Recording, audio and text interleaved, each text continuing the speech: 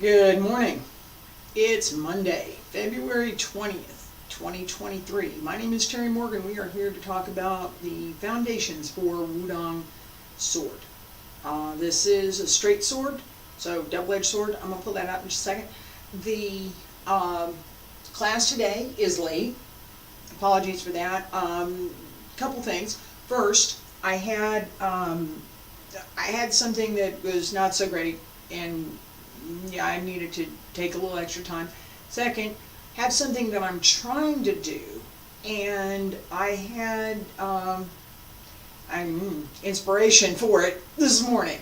So it's something that is high value to me, and I wanted to go ahead and do it. I am trying to do something with this story that I have been working on, and there is an opportunity that I would like to take advantage of. So I need to be ready. Imagine that. The same. I talk about this frequently. It's the same. It's the same.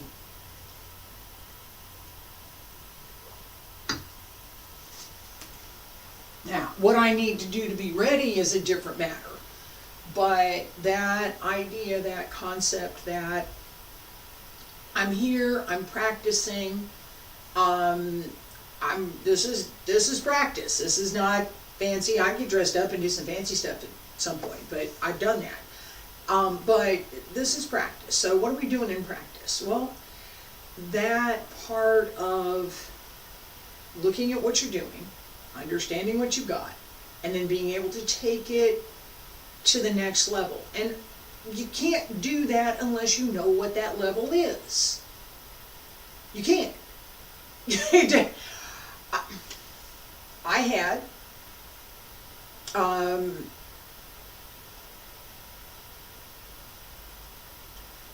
trying to think of what the best what the best explanation is. I'm going to use sword. And I want to talk about this for a second. So if I know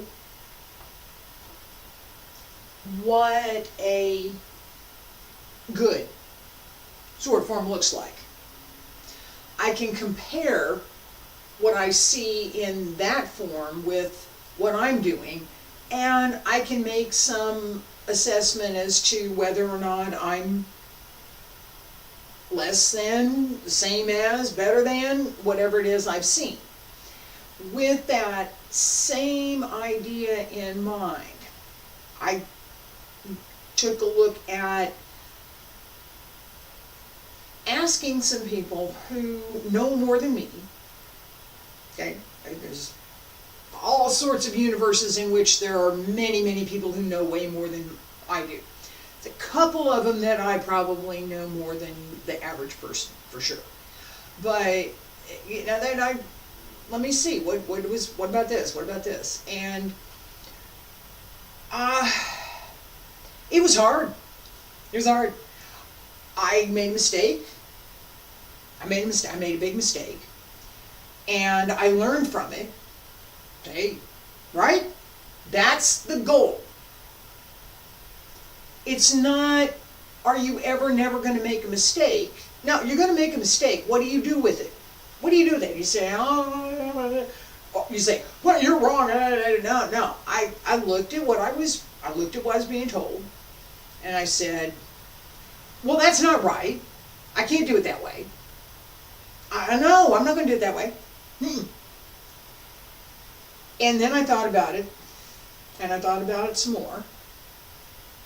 And I looked at something somebody else did that was more or less the same model. Exactly, not that much different than what this person had told me that I said I wasn't going to do. I looked at it over here and said, well, yeah, but okay, I can do that. It's the same as what this person said. All right? The approach was different, and the particulars for what I need to do, not what this person said. More what's over in this model. That insight that this person was correct, absolutely correct, and I needed to make the change. I don't want to. I thought it was good enough. What's enough? It's good enough. No. Now, if I'd be objective, no, it's not. Being able to do that, to be objective about what we are doing, and to take criticism that,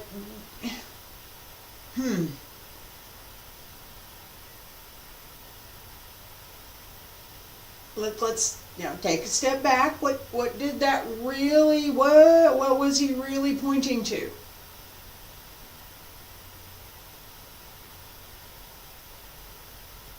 Wasn't what I said. It wasn't what I wrote. It was the way that I was communicating. The way that, in martial arts, the way that I move.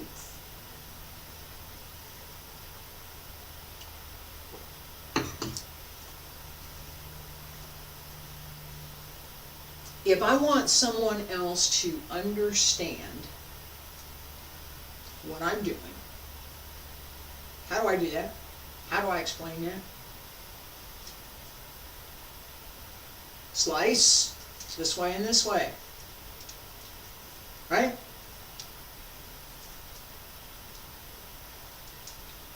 Under, over. Okay. There was more to that. There was.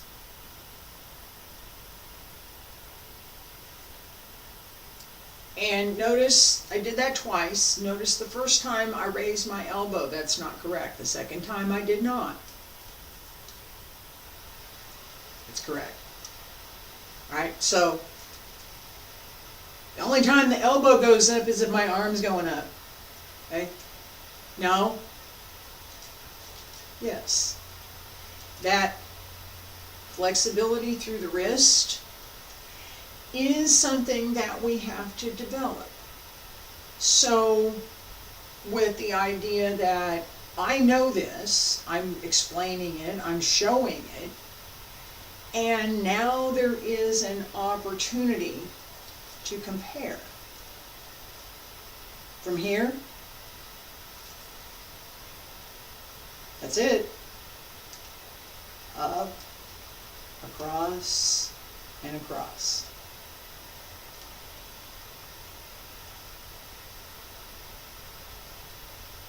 Which one? Alright, so if I do this, sort of, it's static, it is not fluid, and it does not carry the idea that we put behind doing something with the sword, which is that this is sharp and it slices. If this is the movement, my ancient weapons, right? This sword would be sharp. This is not sharp. Okay, it's not sharp. I've had it for 30 plus years, something like that. I've had this sword for a long time. And it fits me. It's the right size. And let me show you this. Here's my hip. Here's the top of the sword. Okay, so here's the top of my hip, here's the base of my hip, here's the top of my leg, here's my sword. That is more or less correct. It could be a little bit longer, but not much. So, according to your body, that's the length that you want for your sword. I'm looking to see. No, I don't have it in here. I have a couple other swords, but I don't have that one in here. It's longer, and it belonged to Professor Leo. We used it when he was here in the US when he was teaching. He's taller than me. So it was the right length for him. It was his, so, you know, yeah. That idea that we're going to take something that has, I could have something, you know, the long sword. Johnny Lee had one of those for a bagua. And I could, not my idea, not my intent, not something that I've worked on, okay?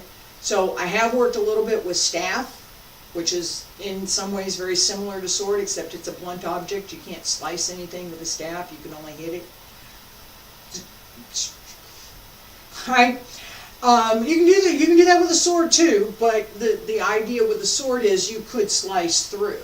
With a staff, that idea, that intent behind has to change because of the difference in the kind of thing that we have, right? The same holds true for the art that we're practicing. So bagua sword, different than Xingyi sword, different than Tai Chi sword, different than, in this case, dragon sword, and different than Shaolin straight sword. Shaolin has straight sword as well as broadsword. The kinds of things that we do in Wudang sword are taken from Wudang Tai Chi and Wudang's three basic methods, the fundamentals that go behind Wudang martial arts. So in dragon sword,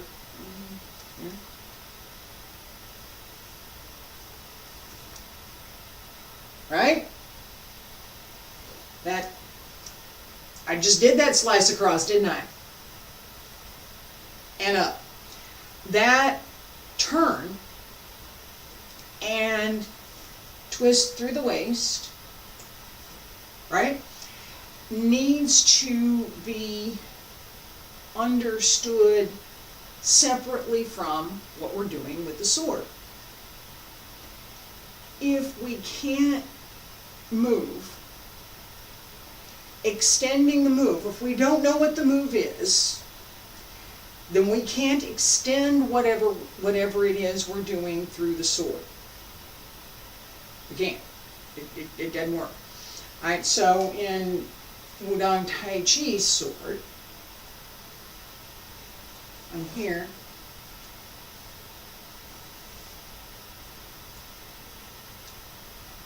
Both of those moves, the transition and the sweep up, are included, part of what we do in Wudang Tai Chi. So we can extend that. Part of what we're doing with dragon sword, Wu Ha Qian, dragon becomes a sword, sword becomes a dragon. It's dynamic, it's powerful, it's got some turns, right? So I'm going to start out, I'm going to start out the same, right? This is Wudang Tai Chi sword, Wudang dragon sword, they're both the same, right? My opening here,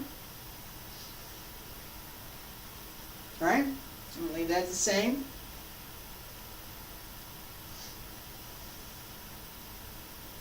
Same. Not the same. Not the same. Alright. From here,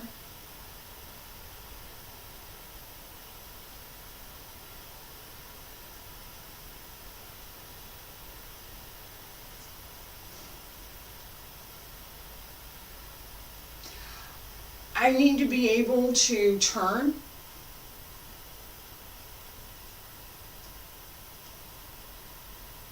take the sword, and come around.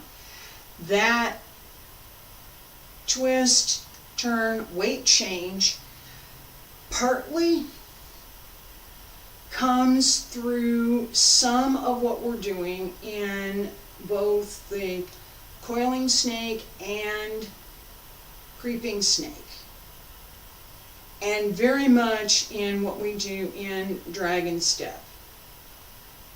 As we turn, right here, and we, right?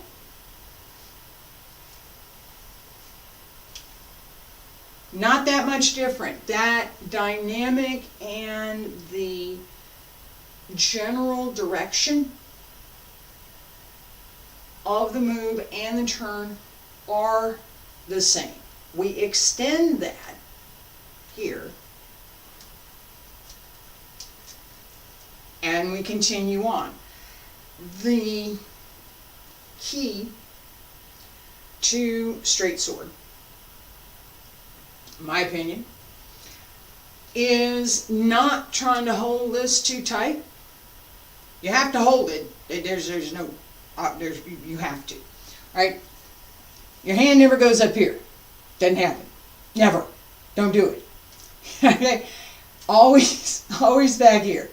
All right? As we do different movements, as we do different things with the sword, the hand may change a little bit.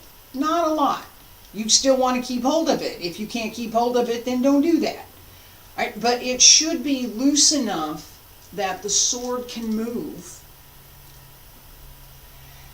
as well as connected sufficiently that whatever you're doing has the capability of doing what it is you're doing. So if this is slice and my hand is too loose, I'm not slicing through anything. I can't even get butter with that, right?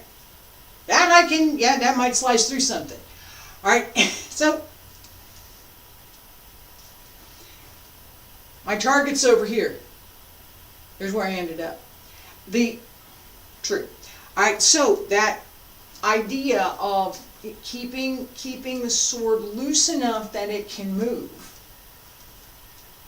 and firmly connected enough that as you do something, whatever you have, that intent, that martial intent behind, has that martial intent behind. All right, now, the dynamic that we use with the sword is the same as for whatever art we're practicing. So Tai Chi, it's more fluid, it's more relaxed. We have the same kinds of rhythms, the same kinds of movements that we have with Tai Chi. Wudang Dragon Sword has a little bit more that, again, a little bit more different flavor. It's a little bit more Xingyi flavor for me. It is fundamentally a Wudang art. It's not Shaolin, it's not Xingyi. It just has that flavor because as I was learning it, that is how I developed some of the connections for this particular form, including this opening here, that opening for Xingyi's 12 animals. I connect those kinds of movements, the same with dragon step. That's all connected for me through the lower dantian. How am I moving? How am I turning the waist? What am I doing with that energy? And that effort.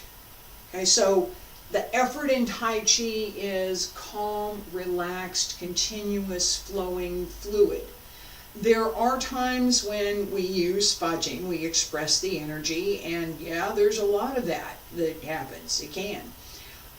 There are quite a few holds and takedowns in Tai Chi.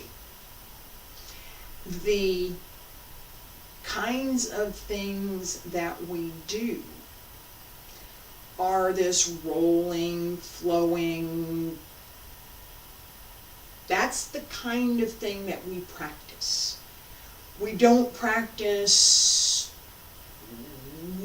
the kind of thing that we do in Xingyi, which is, yeah, I'm going this way.